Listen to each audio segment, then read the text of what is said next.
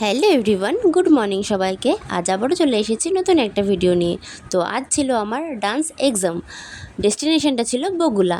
তো সেখানে যাওয়ার উদ্দেশ্যেই সকাল সকাল রেডি হয়ে বেরিয়ে পড়েছিলাম। দিনটা খুবই বাজে ছিল, কারণ সেদিনকে খুব গরম পড়েছিল।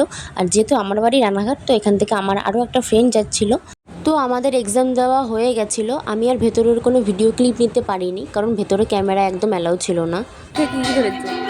পরীক্ষায় যা ধরেছে সব পেরেছি, একটা জিনিস বাদে না, তাও পেরেছি, একটা পেরেছি, দুটো তিনটে দেখাতে বলেছিল।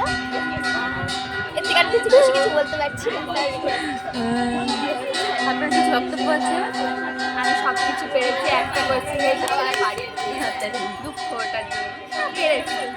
আমার মাথা যন্ত্রণা করছে, বাড়ি যাবো। চিল।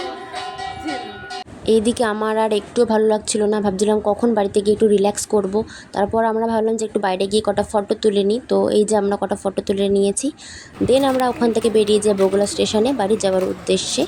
তো এত গরম পড়ার কারণে আমরা দুজন একটা করে কোক নিয়ে নিলাম। আর এই যে তোমরা দেখতেই পারছো কেমন লাগছিল সেদিনকে সেজে, একটু তোমরা জানিও।